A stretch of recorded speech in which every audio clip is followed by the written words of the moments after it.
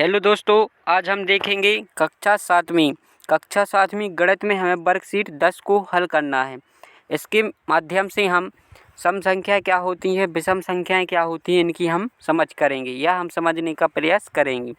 यदि आपने चैनल को अभी तक सब्सक्राइब नहीं किया है तो सब्सक्राइब ज़रूर करें। अब देखते हैं हम सम संख्याएँ किसे कहते हैं। सम संख्याएँ हैं वे संख्याएँ जिनमें हम 2 का पूरी बार भाग दे सकें या पूरी बार भाग चला जाए तो वो कहलाती हैं सम संख्याएं। जैसे हम 2 लिखें या 8 लिखें या 16 लिखें, इनमें 2 का भार पूरी बार जा रहा है। जैसे 200 लिख दें या 150 लिख दें, इन संख्याओं में है जो पूरी बार भाग जा रहा है, सम संख्याएं कहलाती हैं। जैसे आपको बताया गया है यहाँ 2, 4, 6, 8, 10, 12, 14, 16, आगे लिखेंगे 18, 20, 22, ये सभी संख्याएं कैसी हैं, सम संख्याएं हैं। अब ऐसी संख्याएं जिनमें 2 का भाग ना जाए, ऐसी संख्याएं जिनमें भाग 2 का ना जाए, जैसे 3, 5, 7, 2 का भाग ना जाए तो वो कहलाती हैं विषम संख्याएं। पूरी बार 2 का भाग ना जाए तो वो कहलाती हैं विषम संख्याएं। आगे भी लिख सकती हैं 9, 11, 13, 15, 17, इस प्रकार से हम आगे भी लिख सकती हैं, विषम संख्याएं कहलाती हैं। जैसे यहाँ विषम संख्या में दर्शाया गया है 1, 3, 5, 7, 9, 11, 13, 15, यहाँ लिखेंगे 15, फिर लिखेंगे हम 17, 19, इस तरीके से आगे बढ़ती जाती हैं। जिनमें 2 का भाग ना जाए वो कहलाती हैं विषम संख्याएं, और जिनमें 2 का भाग चला जाए तो वो कहलाती हैं सम संख्याएं। अब हम आगे देखते हैं जो अभ्यास प्रश्न दिया हुआ है, इसमें हमें क्या करना है। देखिए तो 10 से 30 के बीच जो सभी सम संख्याएं लिखना है। 10 से 30 के बीच हमें संख्याएं लिखना है। कौन सी वाली? सम वाली संख्याएं लिखनी है। सम वाली संख्याएं मतलब जिनमें 2 का भाग चला जाए। देखिए 12 लिखा सबसे पहले, फिर लिखा 14, 16, 18, 20, 22, 24, 26, 28, ये सभी संख्याएं जिनमें 2 का पूरी बार भाग जा रहा है सम संख्याएं कहलाती हैं। हमने लिख लिया है 10 से 30 के बीच जो सभी सम संख्याएं हैं उनको हमने यहाँ पर लिख लिया है। अब आगे देखते हैं कोई 10 विषम संख्या लिखना है हमें। कोई 10 विषम संख्या लिखना है जो कैसी हो, 40 से छोटी हो। 40 से बड़ी वाली हमें विषम संख्या यहाँ नहीं लिखना है, 40 से हमें छोटी वाली विषम संख्याओं को लिखना है। चलिए तो हम 40 से छोटी विषम संख्या लिख लेते हैं। जैसे 3, 5, 7, 11, 13, 17, 23, और भी हम लिख सकते हैं विषम संख्याएं। जैसे 5 की लिखना है, 3 लिख लिया, 5 लिख लिया, 7 लिख लिया, 9 लिख लिया, 11 लिख लिया, 13 लिख लिया। छोटी लिखना है 40 से कैसी हो, छोटी हो। इस तरीके से हम इनको लिख लेंगे विषम संख्याओं को।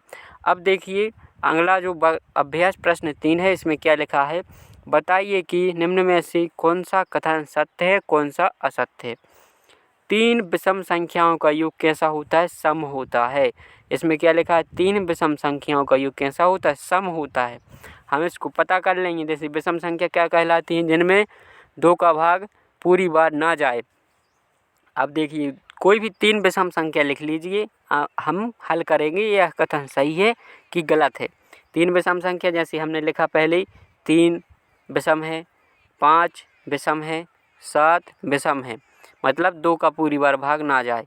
क्या होता है, का योग 7 होता है। हम इनको जोड़ेंगे, योग क्या 7 सम होता है।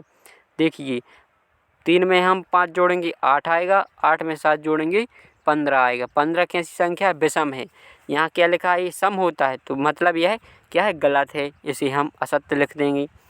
2 विषम संख्याओं और 1 सम संख्या का योग क्या होता है, सम होता है, यह कथन सही है। जैसे हम लिखेंगे 3, 5 और 1 सम जोड़ेंगे तो मतलब 2 सम क्या है, 2 सम कोई भी अंक जोड़ लें, यहाँ 4 जोड़ लें, 6 जोड़ लें, 3 और 5 कितनी होती है, 8।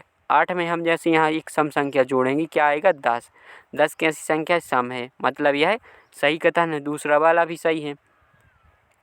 अब तीसरा कथन है, 3 विषम संख्या का गुणनफल विषम होता है।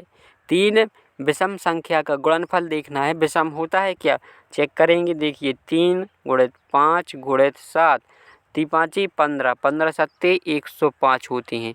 यह भी संख्या कैसी है, विषम है। यहाँ क्या लिखा है, विषम होता है, मतलब यह सही है। अब प्रश्न जो चौथा है कथन है, यदि किसी सम संख्या में 2 का भाग दिया जाए तो भागफल सदैव विषम होता है, यह असत्य है। क्यों असत्य है? क्योंकि हम सम संख्या में 2 का भाग दे रहे तो आंसर भी कैसा आएगा? सम आएगा, विषम नहीं आएगा। अब देखिए 2 सम संख्या का गुणनफल सदैव सम होता है, यह भी क्या है? सही है। 2 सम संख्या का गुणा करना है, आंसर क्या आएगा? सम आएगा। सम संख्या जैसे 10 गुणित 12 कर लिया, गुणा करेंगे तो क्या आएगा? 120 आएगा। 120 कैसी संख्या है? सम संख्या है। इस तरीके से हमें वर्कशीट को हल करना था। अब हम इसके आगे की जो वर्कशीट है उसे हम हल करेंगे। जैसे वर्कशीट हम किसी वर्कशीट नंबर 11, इसमें क्या करना है? अभाज्य संख्याएं और भाज्य संख्याएं देखना है। अभाज्य संख्याएं और भाज्य संख्याएं देखना है। सबसे पहले हमें उदाहरण के द्वारा बताया गया है कि जो गुणनखंड है और गुणनखंडों की संख्या है। जैसे गुणनखंड मतलब जो जिनका हम गुणा के रूप में लिख सकें। जैसे 2 के मतलब 1 लिखा है, 1 का गुणनखंड क्या होगा? 1 ही होगा, और 1 के गुणनखंडों की संख्या क्या है? 1 है। 2 देखिए, 2 का गुणनखंड क्या है? 2, मतलब इसके 2 अंक हैं।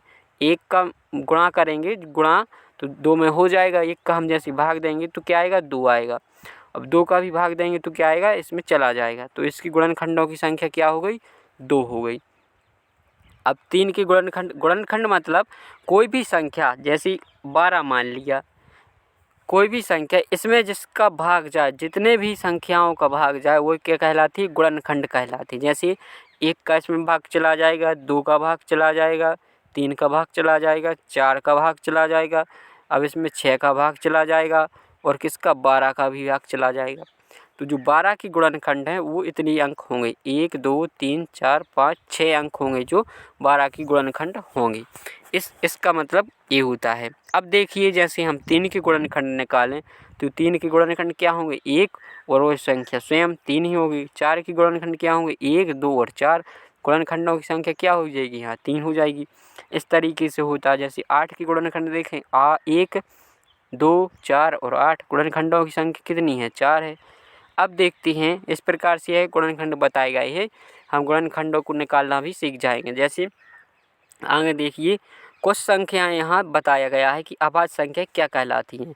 अभाज्य संख्याएं जैसी कुछ संख्याएं हैं यहाँ बताया है, 2 3 5 7 आदि की केवल 2 गुणनखंड होते हैं। आदि की केवल कितने गुणनखंड होते हैं? 2 गुणनखंड होते हैं।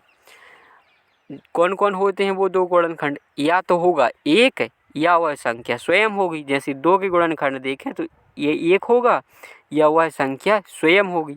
तो ये संख्या क्या कहलाती हैं? अभाज्य संख्याएं कहलाती हैं। क्या कहलाती हैं? अभाज्य संख्याएं। ऐसी संख्या जिनमें 1 और केवल उसी संख्या का क्या चला जाए? भाग चला जाए, वो कहलाती हैं अभाज्य संख्याएं। अब देखते हैं, कुछ संख्याएं ऐसी होती हैं जिनका 2 से अधिक संख्याओं से क्या चला जाए? भाग चला जाए, तो वो कहलाती है भाज्य संख्याएं। क्या कहलाती हैं? भाज्य संख्याएं। यदि ऐसी संख्याएं जिनकी गुणनखंड क्या हो? 2 से ज़्यादा हों, तो वो कहलाती हैं भाज्य संख्याएं। और ऐसी संख्याएं जिनकी गुणनखंड क्या हो? केवल 2 हों, 1 और वह संख्या स्वयं, तो वो कहलाती हैं अभाज्य संख्याएं। चलिए तो अब हम अभ्यास प्रश्न दिया होगा, इसको हल करेंगे। क्या दिया है प्रश्न? कुछ संख्याएं इसमें दी गई हैं, उपरोक्त तालिका में से हमें क्या करना है? जो अभाज्य संख्याएं हैं उन पर क्या करना है? हमें घेरा लगाना है। अभाज्य संख्याएं मतलब हमें देखना है ऐसी संख्याएं जिनका केवल 2 संख्याएं, 1 और वह संख्या स्वयं का भाग जाता हो और किसी का नहीं, वो कहलाती हैं अभाज्य संख्याएं। हम देखते हैं, सबसे पहले 3 पर हम घेरा बनाएंगे, क्योंकि 3 के 2 गुणनखंड होती हैं, 1 और वह संख्या 3 मतलब 3, 2 गुणनखंड होंगी, तो वह कैसी 3 है? जो अभाज्य संख्या है। इस प्रकार से हमें संख्याएं जो हैं, जो अभाज्य संख्या है, उन पर घेरा लगाना है। देखिए तो 5 भी कैसी है? अभाज्य संख्या। 7 भी अभाज्य संख्या। 13 भी अभाज्य संख्या है। यहाँ पर 29 भी कैसी है? अभाज्य संख्या है। 73 भी कैसी है? अभाज्य संख्या है। और 79 भी कैसी है? अभाज्य संख्या है। इस तरीके से हमें वर्कशीट को हल करना था। यदि आपको वीडियो पसंद आया हो तो उस चैनल को सब्सक्राइब जरूर करें और अपने दोस्तों तक शेयर भी करें। इसकी आगे की हम वर्कशीट को अगले वीडियो में हल करेंगे।